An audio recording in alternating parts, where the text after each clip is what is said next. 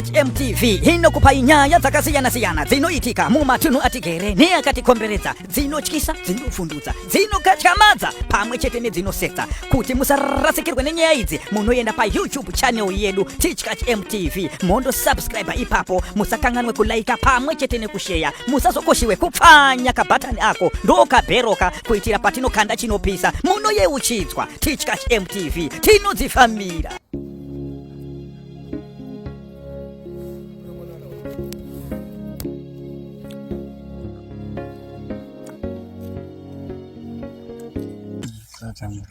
Akatanogera kulanzi kumasquata ndo. Masquata. Kana baba masquata ndo. Ndipapo ka. Yakabva kumazuva.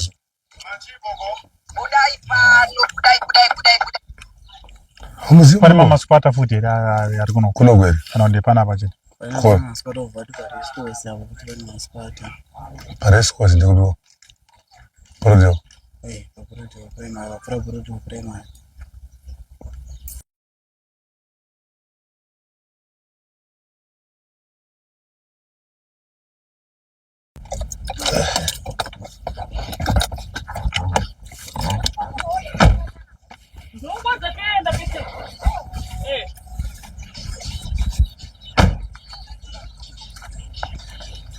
Right, tashika.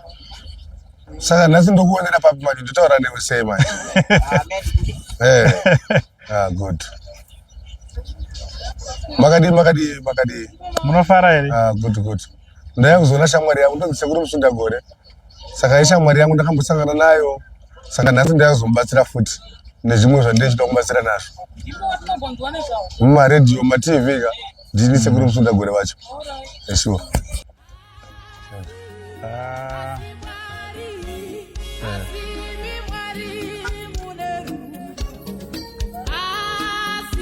Kuna matresi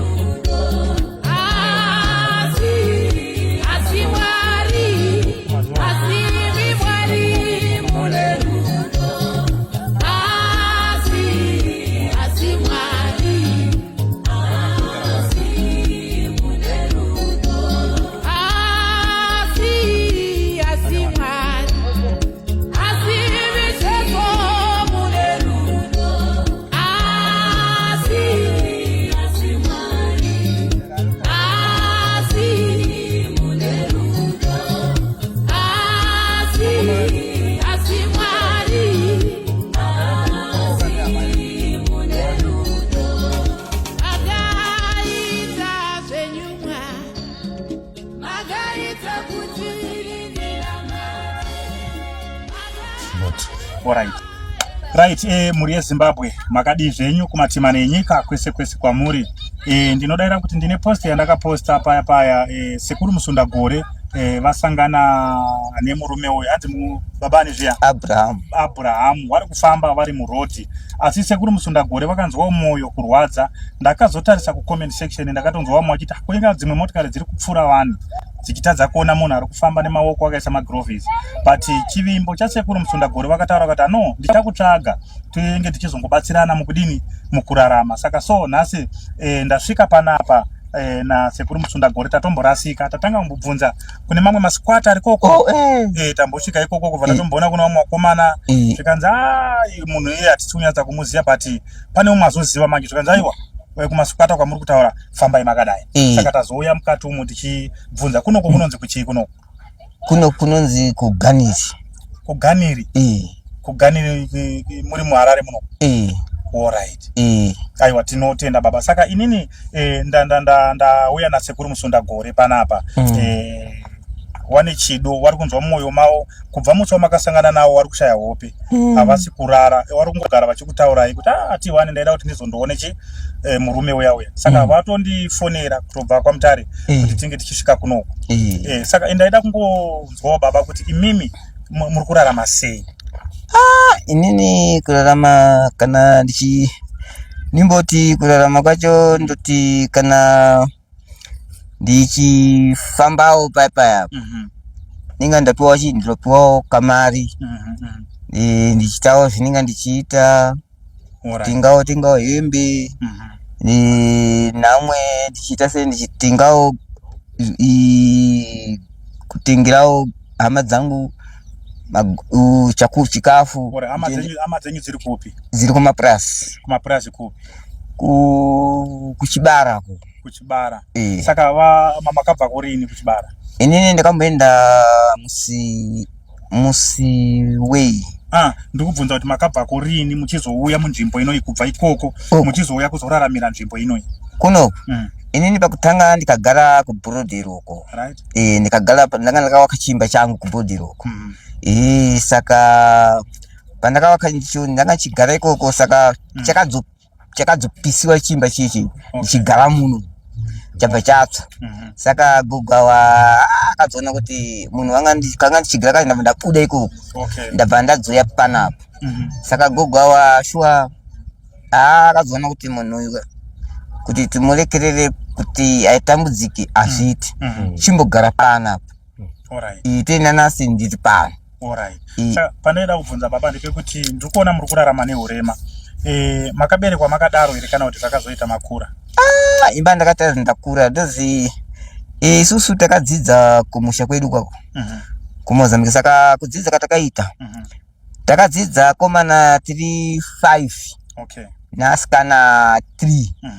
Saka pakadzopedza komana amwe awa abvaenda kubasa, amwe akadzenda chisoja kuMaputo uko ndokwatori kudzoya mumwe futi ari kuTete uko andreva magonyeti. Ndabva ndadzosira musikana wandakasira inini abvaenda mukuru wamapurisa. Inini ndichitedzana nemusikana uyu ndozi baba wangu wanga ari mukuru wamasoja weMozambique kuMaputo. Saka baba wangu akazoti iwewe abva audza mama kuti imimi mwana uyu musamutakure kuenda naye ikoko kaona gogo wacho. Ati mbaende kaone gogo wacho kumusha.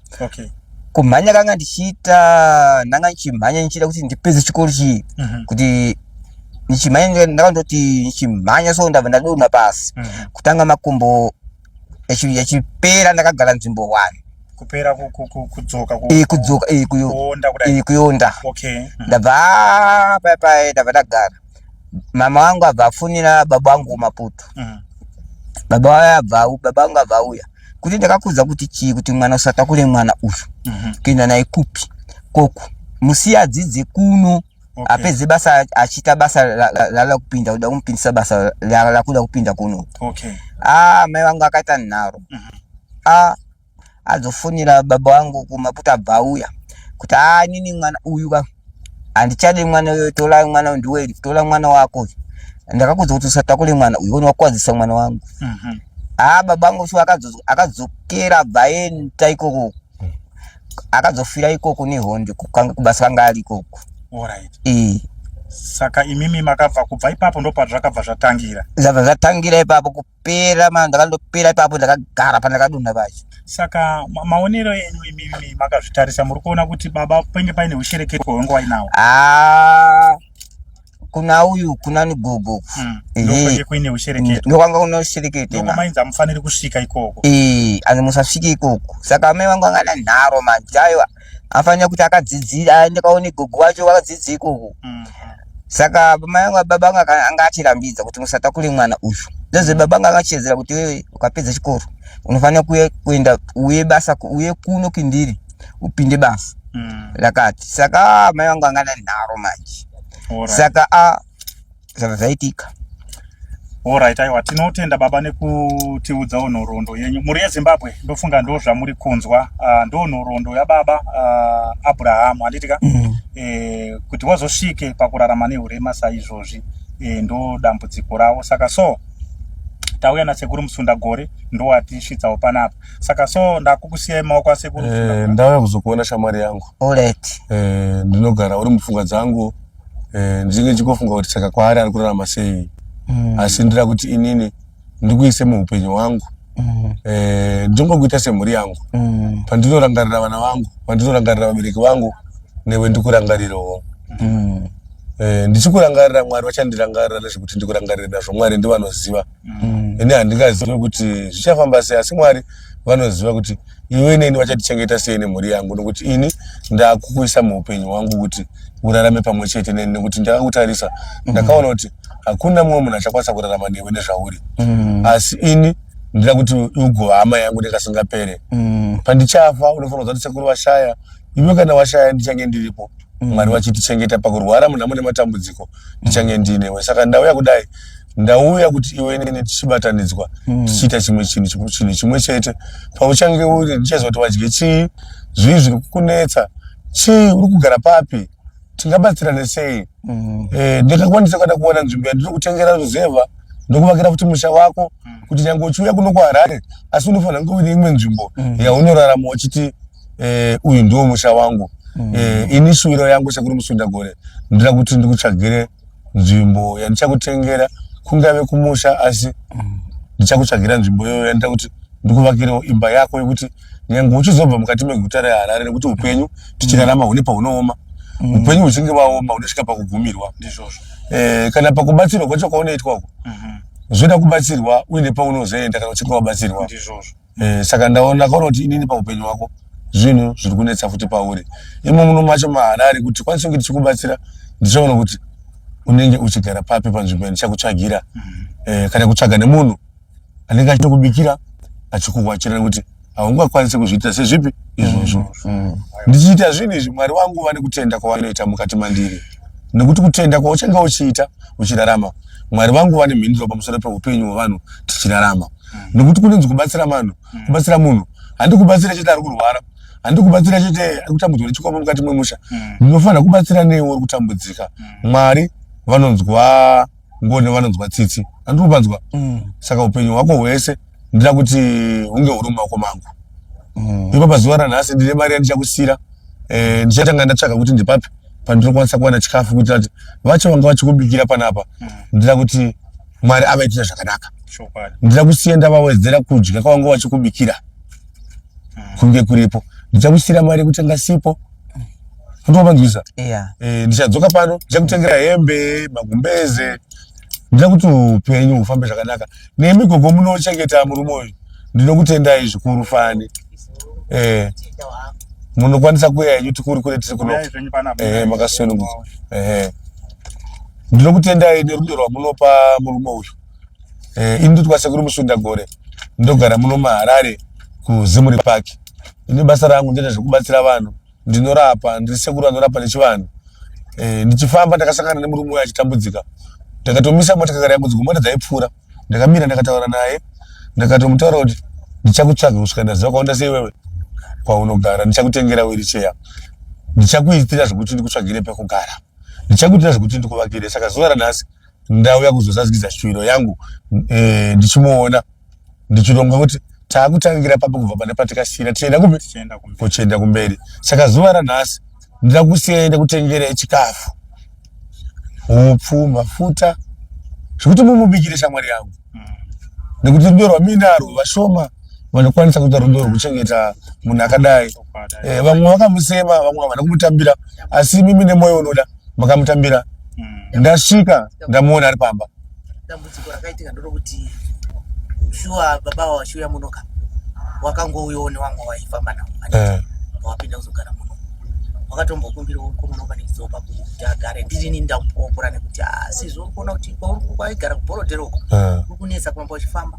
Vakumbira akazongoti ndoda kupuwa mari inoita $5 pazuva, vamutsinga akatomboda kurara panze achira ako pai mumba akagara zveshuwa.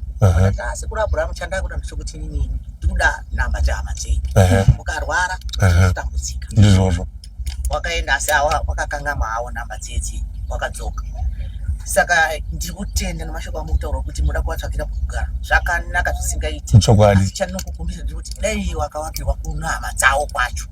Aiwa, zvandichaita inini mufamba tichikashi, ndichada kuti tiwane nguva yekuti iye naAbhurahamu tichadhiraivha mota ndomutakura tomboenda akati kumazowa, handiti tomboona vamwe vari kupi zvedu, nokuti iye ashamwari yangu.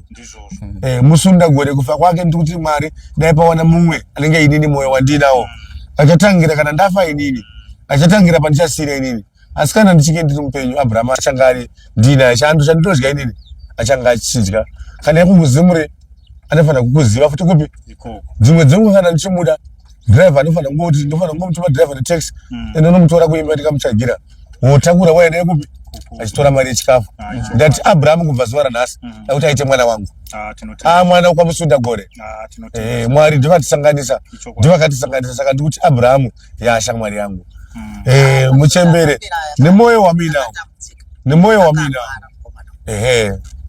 asingagone kana kubuda panze kana kuita sei ndingotuma kamuzukuru kangu aka ndaona kuti sekuru wamuka ere usiku ndichirara ndaimona matatu Mwari kwakamuka akanyarara tinoudzana handina wandoziwa ndaingotengawo mabhuke ndaunowa sekuru kuti tanga vadya vasadza wozomwa chi mabhurufeni waudze kuti musamwe mapiritsi musina kudya chi sadza shuwa aita saizvozvo kuseni ndichibika tii yomukomana achienda kuchikoro ndaibva ndatobvisawo tii yokuwapa saka waiti maoko avo akadai achitasika ngekustika ndaiwapa mvura inopisa sekuru batai kapu makadai muchimwa tii kuita kuti maoko anyadi adziye mwe musati chaziva kuti chii chokwadi Mwari wakapindira asi ndakatambudzika ndaishungurudzika kuti kwakamuka akanyarara ndinoita sei asi aiwa Mwari havadaro wakandikundisa shuwana nhasi arikuita sei ari kufamba pane vamwe varungu wakaita kuti ndizomuti mukomana agara pano wakandikomedza wakati gogo toda kuti mugare nomukomana uyu pano tichauya tozomutora toenda naye kumazoro akava ndamutora shuwa ndii ndozvatakamutorera chigara ako papi pano agara pano kudaro varungu vaiva kuti tichifone havachadaira zvikanzi isusu takangomuzivawo zvokungoti tikwanise kumubatsira ndikati hazvina mhosva kana Mwari watora ndinongotsvagomuti kumisa kumochari ndozotsvaga zvokuita arichi ari kumochari asi Mwari hawadaro kusvika ndiri kutenda ine zvamuri ndira kuti Mwari akuitire zvakanaka muchembere wangu muzukuru wangu Mwari zvavachakuitira paupenyu uchirarama wasi kuziziva awazukuru wangu mwana wangu anga akarohwa munoziva nasikana anorohwa orororambwa wana ndotora ndichichengeta wana wazukuru wangu wakomana 2 ndakungogara nawazukuru wangu iwa naiwo sekuru Abraham anenge ari pano handina kana pokutangira kuchikoro ndotonochema mumachechi wedu ndotoendeserwa une machechi inini mari ndineiwane ndakagara pano handina saka ndikutotenda kuti Mwari ka kwakanzi paunogumirwa ndopanotangira ndiri kuti inini paupenyu tichirarama ndimi Mwari muhombe wandaona zuva ranhasi muri kunzwa makakwanisa kutora Abraham makamuchengeta kune vazhinji vane zvakawanda vasina kukwanisa kutora Abraham vakamusiya achita sei achitambudzika imi nekushaya kwenyu makatambira Abraham makati Mwari ndovachaziva ramangwana redu neAbraham makararama naye musingaziva hama dzake ndinokutenda muzukuru wangu nemudoro wedaro ndichakubatsira kuti tichengete Abraham tichienda kumberi upenyu hwake toda kuti Mwari vamuitire zvakanaka newe muzukuru ndinokunamatira kuti misi nenguva dai Mwari vakuchengeta vakuitira zvakanaka nemudzime yako dai yakukomborera yakutungamirira nenini sekuru musunda gore futi zvakare ndichange ndichimira newe ndichikubatsira munhamo nematambudziko nekuti mwoyo wandiratidza mwoyo mukuru mwoyo mukukutu wandiratidza mwoyo usina vazhinji wandiratidza mwoyo usina vakawanda kuti munzvimbo yamuri mugere makawanda asi mwoyo wako chirikadzi ukatora Abraham akakwanisa kurarama naye hauna kumusema nemhuri yako makamutora nemwoyo unoda saka zvakadaro ini musunda gore ndauyawo futi semutumwa anzichienda kuna Abraham unomusunungura ndichakuchengetai panguva ino muinaye Abraham wacho muchange muinaye ndichimurongera zvandinomurongera asi panapa Abraham ndopamusha mukuru ndopamusha pabuda zvakanaka zvite zvabva uri papi panapa neupenyu ndikuchengeta ndira kuti panapa uramba uchiparangarira ndopumba pedu patinenge tichiuya Abraham tichirangarira nhoroondo idi kuti Abraham tikuzeera upenyu hwairarama mai ava vakakuchengeta ini wacho futi ndichavachengeta nepandinogonawo nepandinokwanisa ndati zuva ranhasi ndiri kuendera mukomati 1 tonotsvaga patinotenga chikafu chandira kusiya ndapa mai vangu kuti vasare vachikubikira saka mukomati 1 ichati panguva ino hamino pane pandikuzoa chikafu kuno Antengiswa grocery. Pa take shop iri papa. Zvakanaka. Iyo take shop iri. Zvakanaka. Yakatita mukahorosero chai. Saka zvakanaka. Ndichada kuti tiende ndinokurongedzera zvinhu zvandira kuti motakura muenda zvapapi panapa. Imi mukoma Abraham tichakusiyai panapa. Takuendera musombere. Tinotenga chikafu. Tiuye nacho panapa.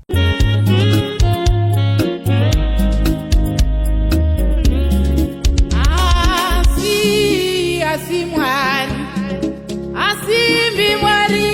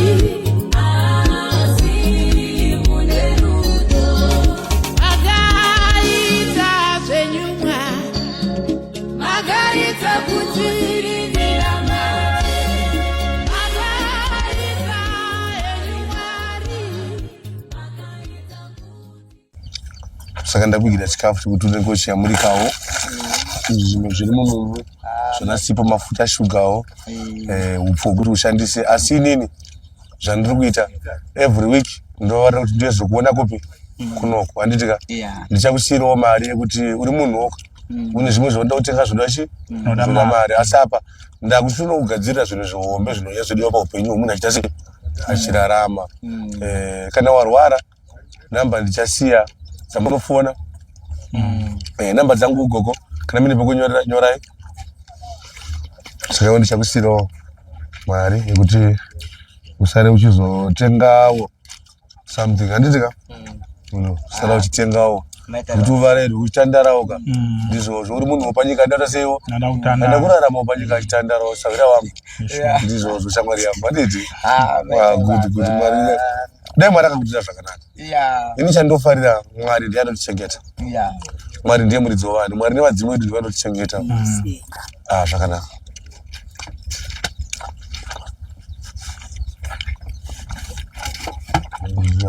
Seven, 1, 3, 8, 4, 1, 0, 0. Ndinonzi vadzviti kana kuti sekuru Musunda Gore kana kuti vadzviti.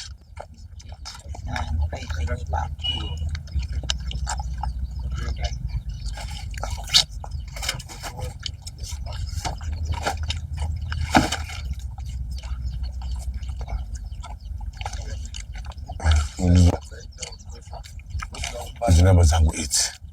Saka munotifonera muchitaura chaasangana nacho ndifonereni shamwari yake ndiripo handitika.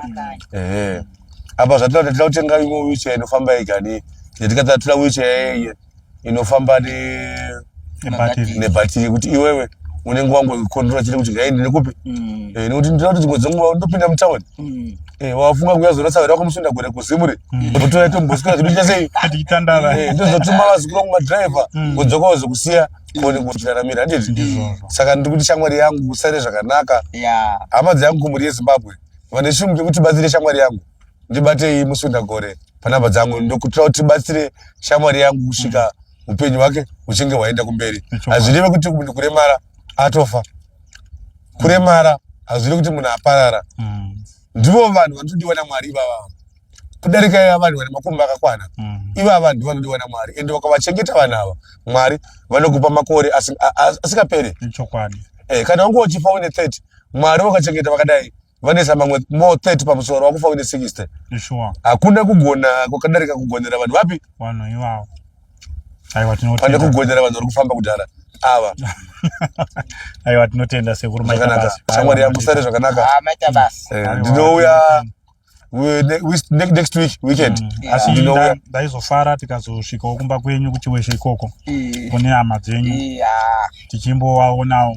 Chedhiraivha richatotomboenda naye ikoko tinoona vamwe. Saka musare zvakanaka naye.